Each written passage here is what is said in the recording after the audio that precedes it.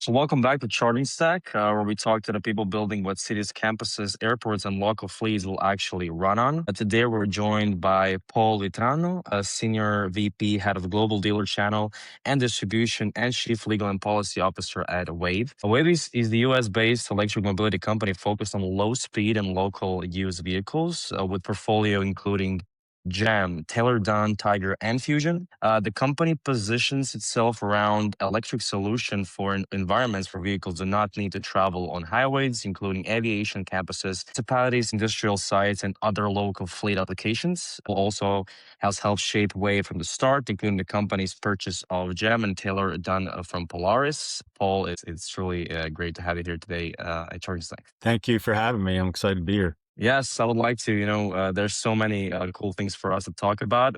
We'll like to start maybe by asking the question about when people hear, like, as I said, like low speed EVs, they often picture a very niche product. From your perspective, what are they missing? Well, they're missing the opportunity to use vehicles that are right sized for most of the trips that they do. When we're talking about operating on public roads, our GEM platform is a low speed vehicle, which is a class of motor vehicle in the US and Canada that can go on roads posted 35 miles per hour and slower. And the vehicle itself has a top speed of 25 miles per hour. So if you live in a city, like I used to live in Washington, D.C., I had a GEM and I could go all over the city, into Virginia, into Maryland, because the default speed limit there is 20 miles per hour. And so you really have no need for a car. And when you factor in traffic lights, traffic on the roads, one-way streets, you can't get anywhere any faster in a higher speed vehicle. It's just taking up more space, costing you more money, and being a lot less fun to operate. Yes, absolutely. So yeah, pretty much that's what Charging Stack is all about. What we talk to the founders is about, saving space, saving commute time, being more efficient in your everyday commutes, and just in pretty much every type of commuting. But yeah, definitely, Wave looks like it's definitely fitting in that whole agenda. So I would just say like this segment is strategically more important than it looks from the outside as well. Like can you name like, maybe top five things in your opinion? Well, I think we've focused really on commercial, industrial, government uses. We have consumers who use our vehicles, but our vehicles generally are performing some kind of work. And so whether it's, as I said, on public roads for moving people or goods or doing work, when it comes to GEM or other brands, Taylor-Dunn, Tiger, and Fusion, doing some work in a non-road environment. You think about university campuses, resorts, airports, places where there are buildings associated with one another that are too far apart to be able to practically walk and carry things all the time, but too close together to really make sense for a full-size vehicle because of safety, cost, or just space. And that's really where vehicles like ours can make a huge difference, because you can get your job done with a lot less impact and a lot more efficiently with those smaller vehicles. Yes, absolutely. When we talk again, so yeah, when we talk Wave, we are again talking about, as you said, electric vehicles. So we are again putting your brand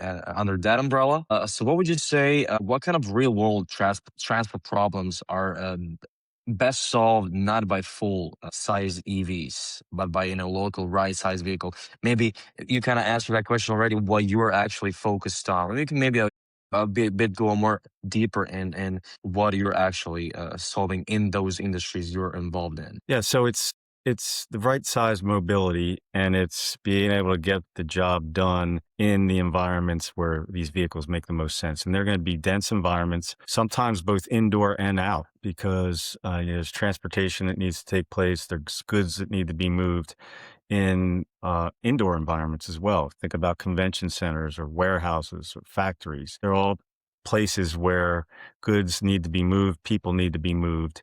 And you need to have the right form factor to be able to do that, both in size and based on motor. I mean, you can't have internal combustion engines running around in factories. You're not going to have a very happy workforce and probably get people sick. Electric mobility, our oldest brand, Taylor-Dunn, was born out of that necessity that you need to be able to move goods and people in indoor environments, and the electric powertrain is the way to go. Yes, absolutely. So, where do you think the wider mobility conversation still underrates kind of this part of the market? Well, in the US at least, people are in love with their big cars and trucks. I mean, there's no doubt about Absolutely. it. That's our society, the way it is. And, Yep. it really takes a mindset shift to embrace, the alternatives that we offer and other folks offer in the smaller speed vehicles. But there are pockets of our country where that takes place. Think about coastal communities near the ocean, resort communities, somewhat in the cities, but not broadly. People recognize that you don't need the big vehicle, the cost associated with that, the danger, frankly, that comes with. And if you're willing to open your mind to the alternatives, there are, great right-sized vehicles available like our GEM platform that can move you pretty much everywhere you go. I mean, the fact of the matter is in the US, most trips are under 3 miles in distance and you're going low speeds. And so there's really no need for anything more than a low speed vehicle, but our culture really hasn't embraced it at this point. I'm hoping that there'll be more of a shift. Yes. We had a very interesting guest last week on our podcast. He works for an e-scooter company, and he was just pinpointing how, for example, the average speed in a city in the U.S. like San Francisco, when you're actually thinking about commuting inside a city, is around 22 miles, which is incredible when you put it that Hmm. way. Because people always maybe focus on the top speed, on the acceleration figures, on something crazy. But actually, in reality, there are way more important things than just the things that on paper they sound super shiny and super interesting. As we said, your background is now showing the Gem, a brand called Jam. But there's also a brand called Taylor-Dunn, Tiger and Fusion under the one roof. And maybe yeah, together we can today we can focus more a bit on Jam. But maybe just to reflect a little bit, because you've been in company for such a long time. What's the logic behind the portfolio? So our company WAEV was formed in late 2021 for the purpose of acquiring the Gem and Taylor-Dunn brands from Polaris Industries, where myself and my co-founders had worked. Polaris had acquired those two businesses years earlier as part of this idea that they were going to develop a commercially focused, business line that didn't really ever come to fruition. And so they had a CEO change and were going to divest themselves of some of these adjacent businesses. And Gem and Taylor-Dunn were first up. They went through an entire process and had some offers on the table. And we stepped in as a management team and asked if they would consider a management buyout. And the reason we did that was because we recognized that these businesses could thrive in a different environment. Polaris, a Fortune 500 company, power sports giant focused on consumer products, recreational products. And these vehicles were different channel, different end users, different applications, didn't have sort of the heavy duty engineering product life cycle that the rest of the Polaris products had. So as a result, didn't need those cost structures, and a different structure outside of a big company would do better. So we were really bullish on the market because, exactly why you're interested in it, because we see a lot of potential for the future and a movement toward electric. And we thought we could do a better job in a different type of structure. So we spun off. We ended up working with Polaris to buy the businesses and then set up as an independent company. From 2022 forward, we've been operating through the brands. WAEV is now getting to be known a bit, but Gem has been around almost 30 years. Taylor-Dunn celebrated its 75th anniversary a couple of years ago. Wow. So, legacy brands that are very well known. And we focused on this campus type customer that I mentioned before. We had Tiger. Tiger was part of Taylor-Dunn, had been acquired many years earlier by Taylor-Dunn, pre-Polaris, but really over the years had become marginalized so that it was only a couple of models in a big Taylor-Dunn portfolio. First thing we did was pull Tiger out and make it its own third brand. Brought new product to market, new tow tractors for airports, lithium ion, brand new platform. So we had the three brands pretty much from the beginning. And then as we focused more on these commercial, government, industrial customers in campus environments, we found out that, as broad as our portfolio was, we were missing out. We were missing out because golf cart type products were becoming more and more popular, more capable, and at a lower cost. And so we were finding that our best dealers and customers were having to go outside of the WAEV portfolio to fill their needs. They may buy a couple gems, a couple Taylor-Dunn Bigfoots, but they may buy 20 golf carts just because, for the masses, they're able to get the job done at a lower cost. So that's really what gave rise to Fusion. Fusion's our what we call commercial cart line. So think of a golf cart type platform, but that's been optimized for commercial use, whether it be people movement or utility. And we really sought to not only fill that gap, but do it in a way that makes our product distinguishable from the masses. And we've done that in two ways. First, all Fusion carts are LSV qualified. So the same mandatory features that are required by the U.S. federal government for a low-speed vehicle are standard features on Fusion. So they can be street legal as well. So think about lights, signals, belts, backup camera, all those things that are required for LSVs in the US and Canada are standard features on Fusion. And we also made standard a lot of features that commercial customers require. So they're all lithium ion batteries. The frame is steel, but it's E-coated and powder coated for automotive grade corrosion resistance. We have metal bumpers on the front and rear. We have tow hitches on the back. We have 3-point seatbelts, not 2. And so all those features really are things that a commercial, government, or industrial customer would require that are going to be additional options or upgrades in most carts. They come standard fare with us. So we constructed the portfolio in a way that we can satisfy pretty much any need that these campus customers need, including an off-road vehicle. So our latest GEM model is EX, which can go both on-road and off-road for that dual-use application. And at least in the US, UTVs are ubiquitous. They're used by everyone for everything, including being operated on the road where they shouldn't be. And so by having a dual LSV UTV product in EX, we think that we're going to be able to meet more needs for customers and really take market share because that form factor is very popular. Yes, absolutely. And I mean, you just having that know-how from Polaris, I mean, it's a great thing to have. But the lineup looks awesome. As you said, you kind of cover all the bases. And we had a similar brand on the show called EVX. Have a modular EV platform, kind of similar-ish to yours. They're more focused on the amusement parks vehicles. But okay, I also do kind of see similar application. But definitely, from the first glance, Jam vehicles look way more robust. They look something that, as you said, like you do have even the off-road application of a certain variant. So what would you? And you mentioned, okay, we constantly are getting that words of saying, fleet operators. You said a government usage. What would you say? How do you approach a fleet? How do you approach a potential client? Or we can ask maybe, what do they need usually? Where are they lacking when it comes to why do they need your vehicles? Sure. So first and foremost, we go to market through our dealers for the most part. So we have about 400 dealer locations around the world that do most of the selling to the end customers.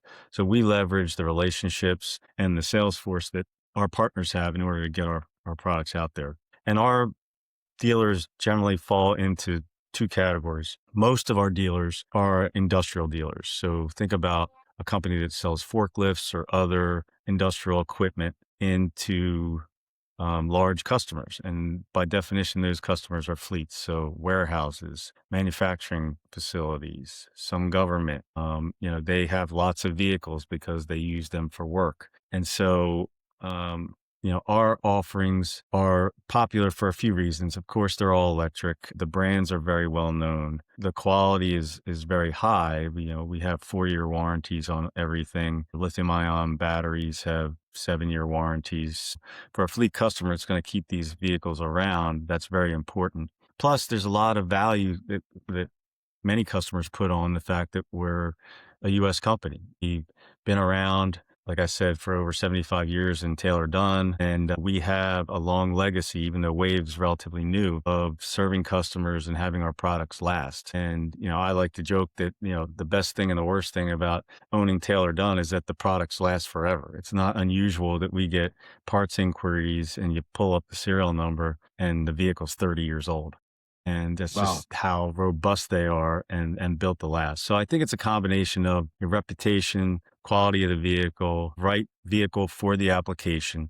And of course, we have to be competitive for price. So we're always looking to balance our cost structure, which is challenged now with tariffs, with providing, having a healthy business, but also providing a good quality product at a good price. Absolutely. Before I jump in and asking you about potentially each gem model and maybe their specs, just to ask you, so the Wave is currently, is it only available in the US? Which markets are you targeting? Where are you distributor based and etc.? Yeah, so we do sell around the world. We have in fact, my primary role these days is head of our international business. So I personally Mm-hmm. look after that. I would say that, you know, Taylor Dunn is more active outside the US because of its Mm-hmm. legacy and because Okay. it's not regulated in the same way as other vehicles are because it's industrial in nature. But we do sell GEM all over the world. Outside of US and Canada, it's generally a non-road vehicle, so where a golf cart would go because we're not homologated in the L category in the EU Mm-hmm. or elsewhere. Some places, the regulations were relaxed and, GEM will be on the road alongside an ATV or something like that. But for the most part, Definitely not in it's Europe. non Yeah. no, it's Yeah. definitely Relatively complicated. yeah, very complicated. And it's a non road vehicle outside the US for the most part. So that limits its reach because it is more expensive. I mean, it's a high end, premium, very automotive like vehicle compared to a golf cart. And if you have to use it only in non road application, that's sometimes a challenge. But we have dealers in Australia, the Middle East, Singapore, Mexico, all over the world, here and there. Not much in the EU for the reasons I said. Yeah, I mean, but definitely do think there's a marketing you. I definitely see a lot of applications. We are pushing very hard towards everything that's not a conventional car. Okay, as you said, yeah, L categories are booming, but definitely there's a lot of potential in having something that's not registered, that's not road legal, because yeah, just by the geography of the EU countries.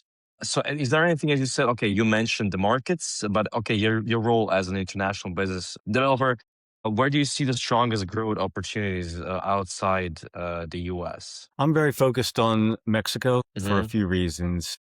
Taylor-Dunn has a long history there.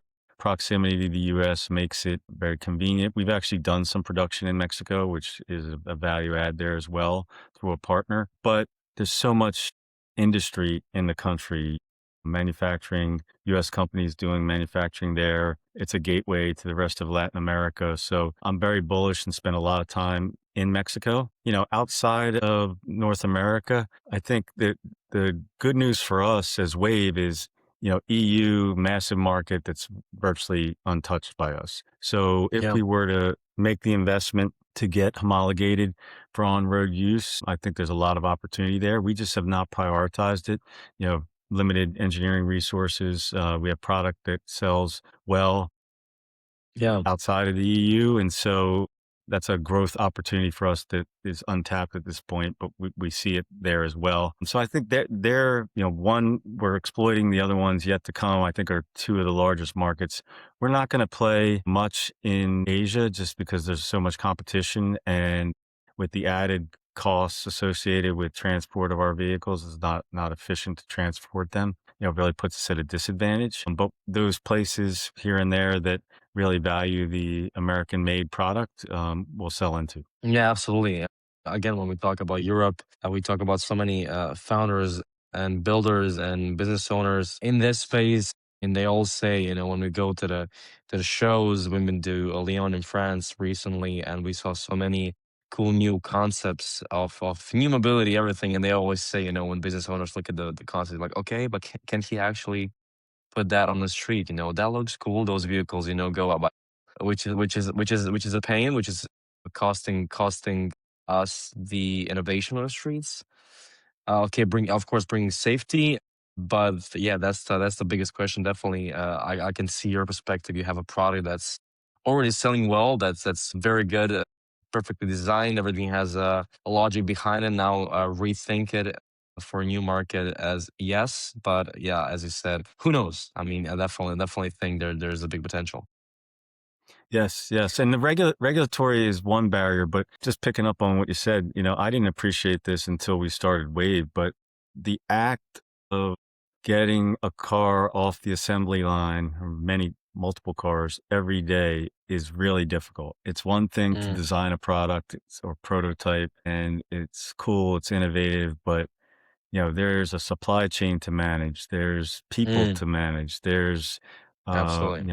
vehicles that have to move off the line every single day and ship out to customers. And that's a whole different animal. And so to be able to produce something at scale is a challenge in and of itself, even if you have an existing product. Yeah, absolutely. I have to say, such a cool job you have. I mean, us as a me and my colleague who's not on the episode there, but we also when we did a ton of episodes with people who are involved. We do visit the factories, but being involved, especially as you said, as focusing on international expansions, just presenting, pitching your products to different types of environments and see how they can fit. But as you said, yeah, it's just the basics of producing them, of seeing how each part is being manufactured is so cool, especially in today's economical, I don't know how to even call it, a bit of a mess. But yeah, definitely challenging. But yeah, props to you. The product is looking awesome. I would like to focus maybe a bit more on Gem for this part. Maybe you can take over and break one of the models. Maybe if you can walk us through, do some kind of a key specs. We do talk about a lot of, the batteries when it comes to range, when it comes to the technology behind them. Just feel Yes. free to. Yeah, happy to walk through the GEM lineup and we'll cover some specs as we go. So think about GEM core lineup as 2, 4, and 6 seat people movers. So that's our E2, our E4, and our E6. They're going to be, of course, all electric. You can see the image behind me. Each seating position has a bucket seat with 3-point seat belts, and either it's open air to the side, or if there are doors, each seating position has its own door. So in that respect, it's actually more comfortable and accessible than most automobiles because you don't have to climb over seats or, go in the back behind a seat. Everyone has their own entry point, which makes it, very comfortable and appealing. And then our standard utility model is a 2-seater, a small pickup truck, basically. It's called ELXD. So it's a 2-seater, basically the E2 front and then a bed on the back that can be configured in lots of different ways with boxes, ladder racks, drop sides, stake sides, you name it. So that's the core lineup. And then as I mentioned earlier, in an effort to provide more alternatives to our existing and potential customers, we've expanded the GEM lineup within the last year or so. So first and foremost, there is EX. That's the UTV. So that's a 2-seater with a dump bed in the back, UTV type form factor. That's the only vehicle that's rear wheel drive. We moved the drivetrain from the front to the rear, added a limited slip differential, increased the ground clearance, added rear trailing arm suspension. So although it's a 2-wheel drive vehicle, it's very capable off-road, and we purposely put the drivetrain in the rear because this is a work vehicle intended to haul things. And so you have the weight over those wheels. It really enhances the traction. And then to dive deeper into sort of some niches for our customers, we added 2 specialized models. So we have an ambulance on the ELXD platforms. We worked with a provider of rescue skids. We have 3 options that get integrated on the bed of the vehicle from the factory. And they can accommodate a backboard or even a full-size stretcher, have a seat for a medical provider, and then we have some lighting and, PA system and siren and whatnot. And this is really designed to be able to get care to a patient and get a patient out of an area where you can't get a full-size ambulance in. So you think about a stadium or a resort or a convention center, or even in an urban environment, a fair or something like that. Yeah, These beach looks like vehicles, a very yep, good beach patrol car. Yeah, for sure. It gets in there, gets care, get the patient yeah. on, and get them out. So that's one of our additional offerings. And then we also adapted our E6 platform into a wheelchair accessible vehicle. So we're the only low speed vehicle with doors that's ADA compliant. That's the Americans with Disabilities Act. That's the law in the US that governs various things in vehicles for disabled passengers. So we modified the platform to give it some more headroom. We custom designed center opening doors so that you can deploy a ramp. We have a smart floor in there to allow the wheelchair to be restrained, but also can be switched out with seats as well. So you could make it a six passenger or a wheelchair vehicle relatively easily. And that's really one of its kind. And in the US, our E6 platform is frequently used for microtransit. So think about shuttling applications in city centers or beach communities. We have a few end customers that's their business, and they, you know, think about an Uber type service, oftentimes free or very low cost in a local environment. The E6 is very popular for that application, but because it's a public service, you need to be able to accommodate different types of passengers, including those in wheelchairs. And so that was really top of mind for us when we created the wheelchair accessible vehicle to be able to fill that need. So that's the GEM lineup. On top of that, for the first time in its nearly 30-year history, we finally have air conditioning for GEM. So we partner with a company that makes roof-mounted air conditioning units for the RV industry or trucking, and we selected one of their units and we integrated from the factory a roof-mounted unit. So now we've had doors, heat, defrost for many years in GEM. Now we have the air conditioning option. So we have a full HVAC package. It can be layered on any of our models. Really important for warm climates. Think about Mexico, southern US, the Middle East. It's become a very popular option quickly, and really differentiator behind other types of small vehicles. So that's the lineup.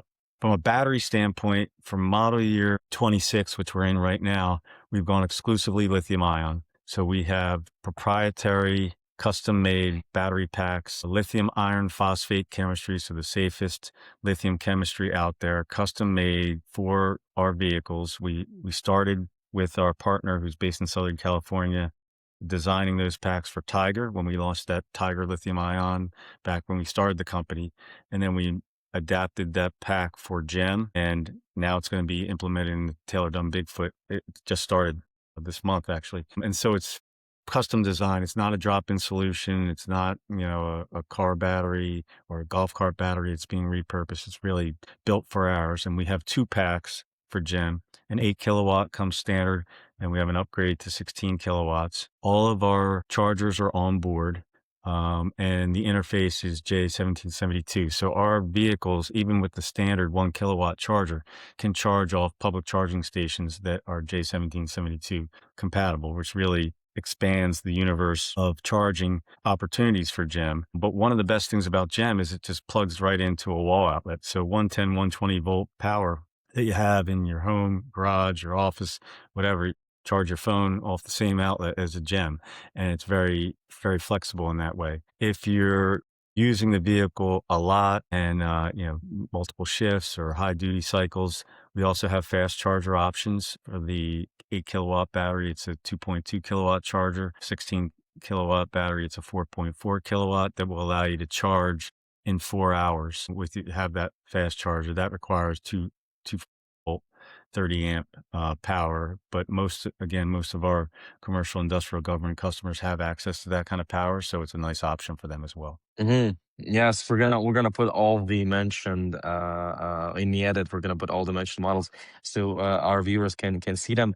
They all look super interesting. I love how they're all following this similar, pretty much the same language. But yeah, definitely, they look super cool. I have to reflect again as a European E2 and I would say EX looks something that can be deployed tomorrow in the cities like Rome with super tight streets, but very useful. It kind of reminds me of a smart car with, of course, Waves, design language. But all of them, what would you say when it comes to now on top of my head, I cannot name except the EVX your main competitors and where does the gem itches up? What's the unique selling point of WAEV? Yeah, so for GEM, we're most often competing against golf carts. And so similar in size, but very different in form factor. We're very automotive like, premium, more expensive for sure, but gives you more features to make it closer to a car than a golf cart is. And some customers value that for some applications and some don't. So we're often being price shopped against carts, which is one of the reasons why we brought Fusion to market so that we can win that business as well if you're looking for something like that. But that's most popular. You mentioning EVX, one of the things that I've been doing over the last year is really pursuing that amusement park and attraction business, somewhat for GEM, but more for our Taylor-Dunn line. Taylor-Dunn has a long legacy in trams, making people Mm-hmm. movers, around factories and warehouses and things like that. And so we're in the process of bringing to market a modernized tram product off of our Taylor-Dunn Bigfoot platform that's going to carry 10 people. And then because it's such a powerful workhorse, can tow one, two, or three trailers behind it. So we're actively pursuing those types of customers. And the beauty of it is any customer that would need a tram type product probably has dozens, if not hundreds of carts and gem-like vehicles or Bigfoots running around their facility. And so one can open the door for the other, and we sell the entire portfolio, including the new tram product. Perfect. Again, you were mentioning okay, golf carts as the kind of the closest match as the competitor wise. Yeah, me personally living in on the Jersey Shore for a few months, experienced quite a few actually. I saw a lot of incident when it comes to golf carts, people driving them. Yeah, of course, under influence. How does GEM compares when it comes to safety features compared to like a regular EV golf cart? Open space, yeah, no doors. Sure. So first and foremost, the GEMS and LSV that requires certain safety features as a result of law. So seat belts, lights, mirrors, backup camera, noise emitter, all required Mhm. features. And then as a responsible OEM that really is looking to differentiate itself, WAVE and predecessor owners have really built a lot more safety in there. So optional hard doors. We have 3-point seat belts. Cabin structure is roof crush certified, very wide, wide footprint, 55 inches, stable, low center of gravity. So, much safer by design than a cart type product, which is going to tend to be narrower, less robust, and generally easier to get in trouble with. GEM is also optimized for safety of people outside the vehicle. So the low speed nature of it is better for pedestrians, bicycle riders, scooter riders. It's very visible. And, I like to say it balances safety for those inside and outside the vehicles in a way a full size car does not, and nor does a micro mobility device or a golf cart.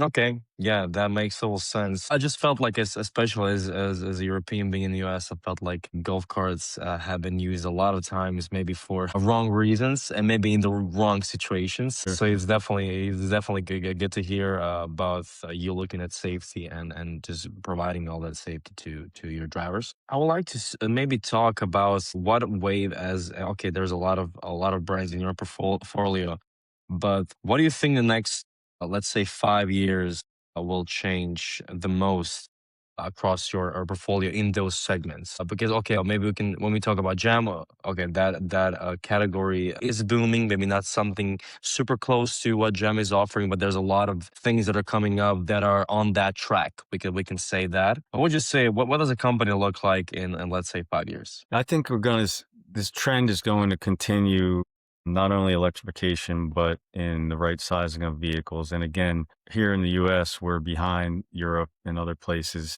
in doing that. So I think it'll take more time because of what I said earlier with the love of large vehicles here.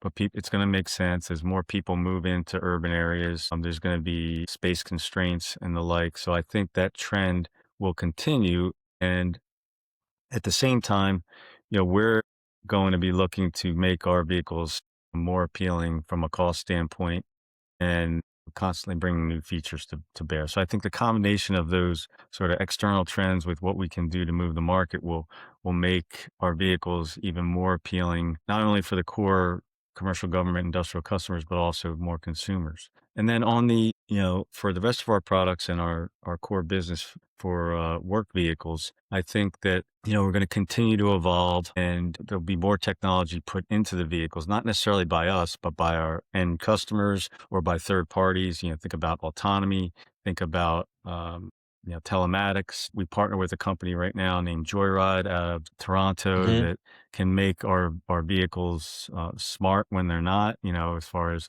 app-based access and geofencing and fleet management.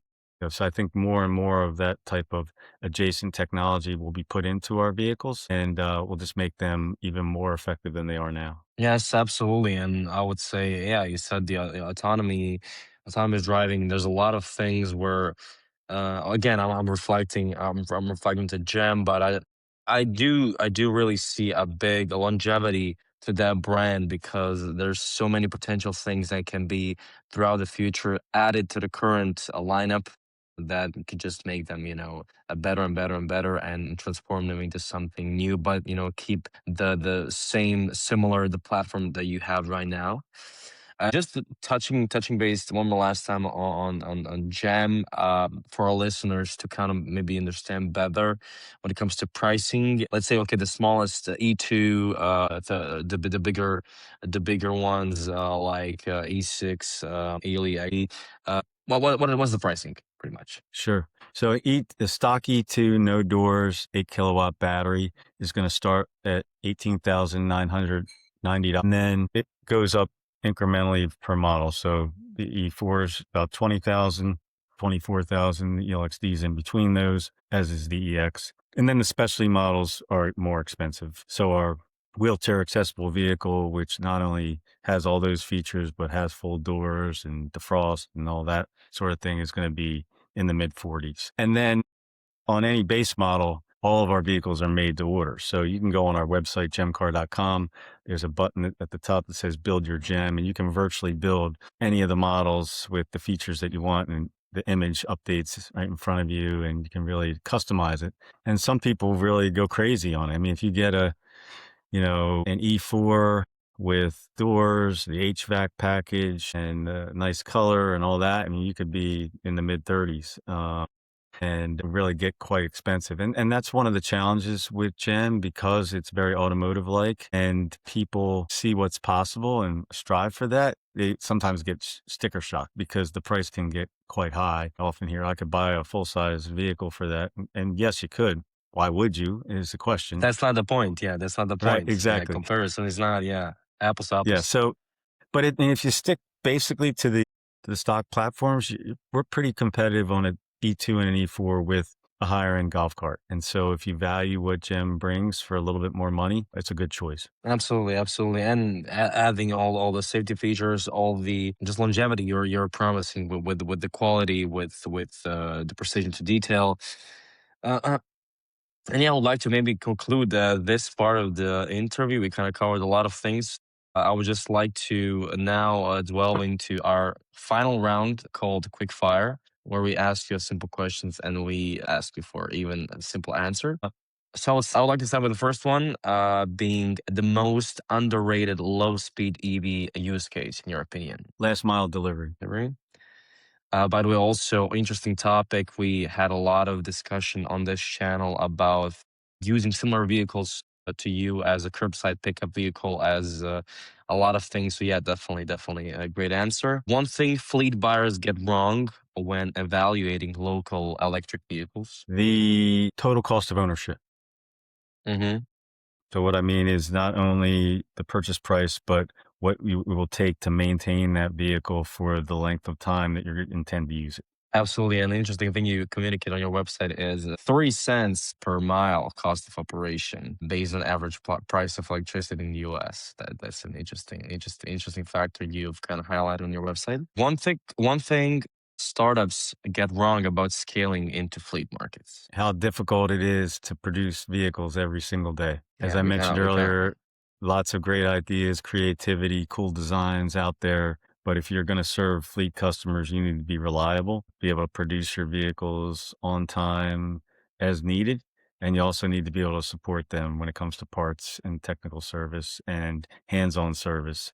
There's a big trend toward direct to consumer sales, which as a consumer I get it's nice. And something goes wrong, you're left on an island. So having that network of support is really important. Yes, there's a big trend of ordering. I mean, I'm pretty sure you can order a golf cart off Amazon or Timu or some sort of, but pretty much when you're buying something, say we have again referring to the Paul Somerville, San Francisco-based company, e-scooter, and that he was saying how okay you can buy our scooter for $2,000, but you're having an actual product that has all the spare parts on our website, the whole full support. But when you're buying something for $400 off Amazon, you're pretty much buying a disposable Exactly. scooter. If anything breaks, pretty much goes to trash immediately because there is no support.